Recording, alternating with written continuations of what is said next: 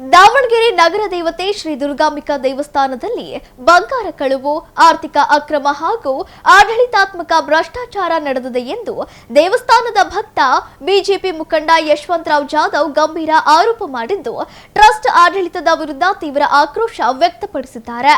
ಸುದ್ದಿಗೋಷ್ಠಿಯಲ್ಲಿ ಮಾತನಾಡಿದ ಅವರು, ಮಾಜಿ ಸಚಿವ ಎಸ್ಎಸ್ ಮಲ್ಲಿಕಾರ್ಜುನ್ ಹಾಗೂ ಅವರ ತಂದೆಯವರ ಆಡಳಿತಾವಧಿಯಲ್ಲಿ ದೇವಸ್ಥಾನದ ಆಸ್ತಿಪಾಸ್ತಿಗಳಿಗೆ ಸಂಬಂಧಿಸಿದ ಹಲವು ಪ್ರಶ್ನೆಗಳು ಎಂದಿಗೂ ಉತ್ತರವಿಲ್ಲದೆ ಹಾಗೆ ಉಳಿದಿದೆ ಎಂದು ದೂರಿದರು. ದೇವಸ್ಥಾನದ ಬಂಗಾರದ ಒಡವೆಗಳು ಕಳುವಾಗಿದೆ ಎಂದು ರಾತ್ರೋರಾತ್ರಿ ಸಭೆ ನಡೆಸಿ ಆರೋಪಿಗೆ ಹೊಡೆಯಲಾಗಿದೆ. ಆದರೆ ಎಷ್ಟು ಚಿನ್ನ ಕಳುವಾಯಿತು, ಯಾವ ಸಂದರ್ಭದಲ್ಲಿ ಕಳುವಾಯಿತು ಮತ್ತು ತಪ್ಪಿತಸ್ಥರ ವಿರುದ್ಧ ಕೈಗೊಂಡ ಕ್ರಮವೇನು ಎಂಬ ಯಾವುದೇ ಮಾಹಿತಿಯನ್ನು ಇದುವರೆಗೆ ಬಹಿರಂಗ ಪಡಿಸಿಲ್ಲ ಎಂದು ಆರೋಪಿಸಿದರು. ದೇವಾಲಯದಲ್ಲಿ ನಡೆದಿರುವ ಅಕ್ರಮಗಳ ಬಗ್ಗೆ ಸಮಗ್ರ ತನಿಖೆ ನಡೆಸಬೇಕು. ಹಲವು ವರ್ಷಗಳಿಂದ ಭಕ್ತರು ಮತ್ತು ಸಾರ್ವಜನಿಕರು ಲೆಕ್ಕ ಕೇಳುತ್ತಿದ್ದರೂ ಟ್ರಸ್ಟ್ ಯಾವುದೇ ಉತ್ತರ ನೀಡುತ್ತಿಲ್ಲ. ಇದರಿಂದ ಟ್ರಸ್ಟ್ ಆಡಳಿತದ ಮೇಲಿನ ಅನುಮಾನ ಮತ್ತಷ್ಟು ಹೆಚ್ಚಾಗಿದೆ ಎಂದು ಆತಂಕ ವ್ಯಕ್ತಪಡಿಸಿದರು. ಟ್ರಸ್ಟ್ನಲ್ಲಿರುವ ಎಲ್ಲ ಸದಸ್ಯರು ತಪ್ಪಿತಸ್ಥರು ಎಂದು ನಾನು ಹೇಳುವುದಿಲ್ಲ. ಆದರೆ ಈ ಅಕ್ರಮಗಳ ಬಗ್ಗೆ ಮೌನ ವಹಿಸಿರುವ ಟ್ರಸ್ಟ್ನ ಎಲ್ಲ ಪದಾಧಿಕಾರಿಗಳ ಮೇಲೂ ನೈತಿಕ ಹೊಣೆಗಾರಿಕೆ ಇದೆ. ಹಾಗಾಗಿ ಎಲ್ಲರೂ ಸಾಮೂಹಿಕವಾಗಿ ರಾಜೀನಾಮೆ ನೀಡಿ ಸಾರ್ವಜನಿಕರ ವಿಶ್ವಾಸ ಪಡೆದು ಮರು ಆಯ್ಕೆಯಾಗಲಿ. ಇಲ್ಲವಾದರೆ ದುರ್ಗಾಂಬಿಕಾ ದೇವಿಯ ಸನ್ನಿಧಿಯಲ್ಲಿ ನಿಂತು ತಾವು ಯಾವುದೇ ತಪ್ಪು ಮಾಡಿಲ್ಲ ಎಂದು ಆಣೆ ಮಾಡಿ ಪ್ರಮಾಣ ಮಾಡಲಿ ಎಂದು ಸವಾಲು ಹಾಕಿದರು. ಟ್ರಸ್ಟಿನಲ್ಲಿರುವ ಹಲವು ಪ್ರತಿಷ್ಠಿತ ಕುಟುಂಬಗಳ ಸದಸ್ಯರು ಸಭೆಗಳಿಗೆ ಬರುವುದಿಲ್ಲ. ಸಂಪೂರ್ಣ ಆಡಳಿತ ಕೆಲವೇ ವ್ಯಕ್ತಿಗಳ ಕೈಯಲ್ಲಿ ಸೀಮಿತಗೊಂಡಿದೆ. ಕಳೆದ 4-5 ವರ್ಷಗಳಿಂದ ಲೆಕ್ಕ ಕೇಳಿದರೂ ಇದುವರೆಗೆ ಯಾವುದೇ ಅಧಿಕೃತ ಮಾಹಿತಿ ನೀಡಿಲ್ಲ ಎಂದು ಕಿಡಿಕಾರಿದರು. ಇದು ಯಾವುದೇ ಖಾಸಗಿ ಸಂಸ್ಥೆಯಲ್ಲ, ಭಕ್ತರ ಕಾಣಿಕೆಯಿಂದ ಹಾಗೂ ಧರ್ಮಪರರ ದೇಣಿಗೆಯಿಂದ ನಡೆಯುತ್ತಿರುವ ಪವಿತ್ರ ಧಾರ್ಮಿಕ ಸಂಸ್ಥೆ. ಆದ್ದರಿಂದ ಇಲ್ಲಿ ನಡೆಯುವ ಪ್ರತಿಯೊಂದು ವ್ಯವಹಾರವೂ ಪಾರದರ್ಶಕವಾಗಿರಬೇಕು.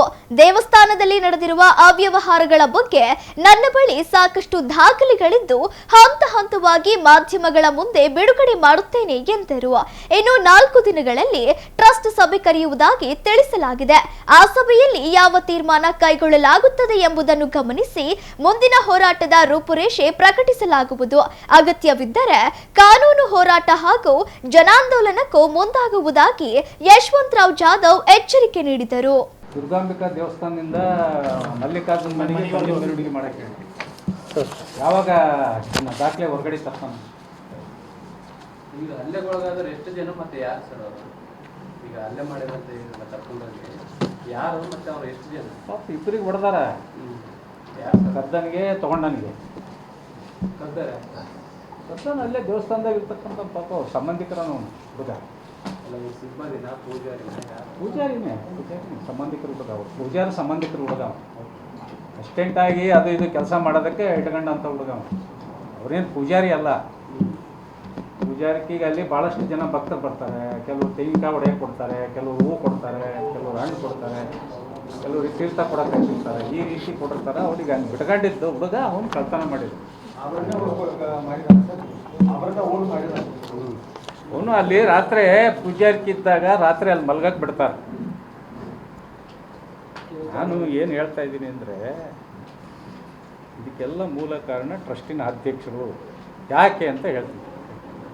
ಈಗ ಸೆಕ್ರೆಟರಿ ಸತ್ತು 9 ವರ್ಷ ಆತ್ರಿ. ನೀವು ಯಾವ ರೀತಿ ಲೆಕ್ಕ ಕೊಡ್ತೀರಿ?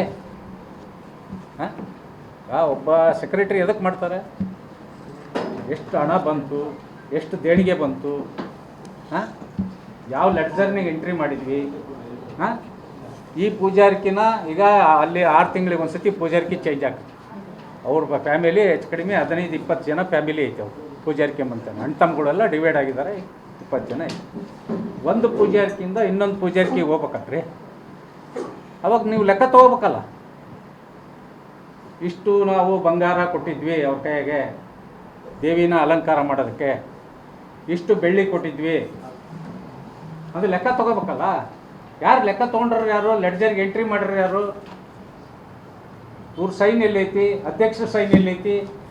ಸೆಕ್ರೆಟರಿ ಸೈನ್ ಎಲ್ಲೈತಿ? ತೂಕದ ಬಟ್ಲು ಮೊನ್ನೆ ತಂದಾರೆ 3 ದಿವಸಕ್ಕೆ ಕೆಳಗೆ. ತೂಕ ಮಾಡ್ತಕ್ಕಂಥ ಮಿಷನ್ನ 3 ದಿವಸಕ್ಕೆ ಕೆಳಗೆ ತಂದಾರ. ಇಲ್ಲಿ ಮಠ ಇಲ್ಲ ತುಗಮನ್ ದೇವಸ್ಥಾನದಾಗ. ಸರ್, ನಾನು ಅದನ್ನೇ ಹೇಳ್ತಾ ಇರೋದು.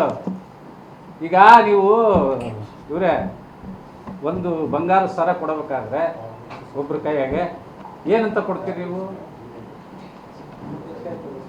ಇಷ್ಟು ತೂಕದ ಬಂಗಾರದ ಸರವನ್ನು, ಇಷ್ಟು ಟಚ್ ಇರ್ತಕ್ಕಂಥ ಬಂಗಾರ ಸರವನ್ನು, ಈ ರೀತಿ ಡಿಸೈನ್ ಇರ್ತಕ್ಕಂಥ ಸರವನ್ನು ನಾವು ಇಂಥವರಿಗೆ ಕೊಟ್ಟಿದ್ದೀವಿ ಅಂತಂದು ಹೇಳಿ ಅವರಿಂದ ಸೈನ್ ತೊಗೊಳ್ತಿರ್ತಾನೆ.